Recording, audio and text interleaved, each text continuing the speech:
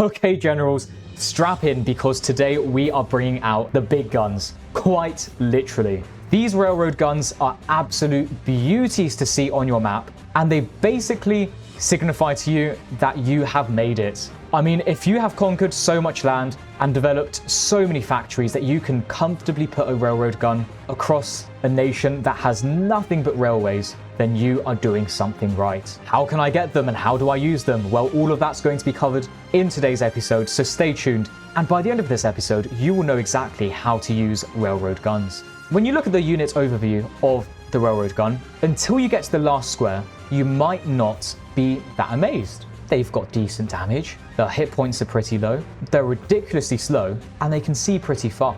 However, what's this? An attack range of 150? Yeah, that's right, guys. If you thought artillery had a good radius, then you are in for a treat with railroad guns. These things are absolutely massive and for very good reason. The main reason being they cost an absolute arm and a leg. I thought heavy tanks were originally extortionate. 30,000 currency, 7,000 iron, and 4,000 oil. Well, that was until I realized the railroad guns, as well as requiring those resources, take lumber and coal, which are equally as precious resources in this game. But not only do they take more resources, the actual quantity is unreal. And my goodness, in the right context, it does not disappoint. The whole idea of these railroad guns is that they are able to attack from great distance. I mean, just look at this. I'm literally spanning across nearly 3 provinces in certain directions here. If I come into the heart of Central Europe, I literally am encapsulating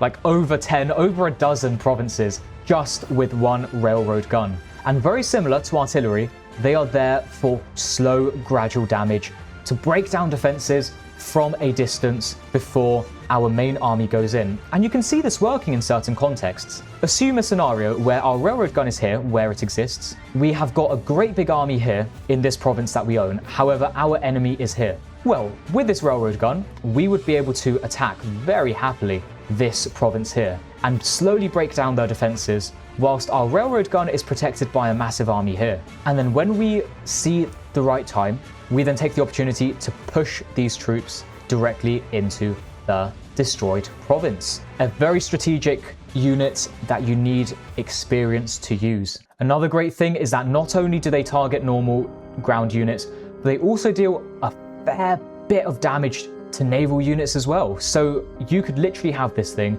on your coast. If I was, let's say, in control of Morocco and Spain, and I wanted to be in full control of what ships were entering and exiting the Mediterranean Sea, I would put a load of railroad guns here, and any ship that came near to this area, I would just open fire. It is a very good unit for controlling the situation around us. Not just responding to the situation, but creating it in the first place. If you guys have any great ideas as to how you would use a railroad gun, then do drop it in the comments below, and I will be greatly entertained, I am sure. If you have any more questions about railroad guns, other units, or just Supremacy 1914 in general, then leave a comment below and I will be sure to respond. If you found this video useful and you want to see more tutorials like this and more gameplay in Supremacy 1914, then make sure to subscribe and leave a like if you did enjoy this video, because it makes a great difference to my channel and I will be forever thankful. Thank you so very much once again for joining me on this adventure as we explore and discover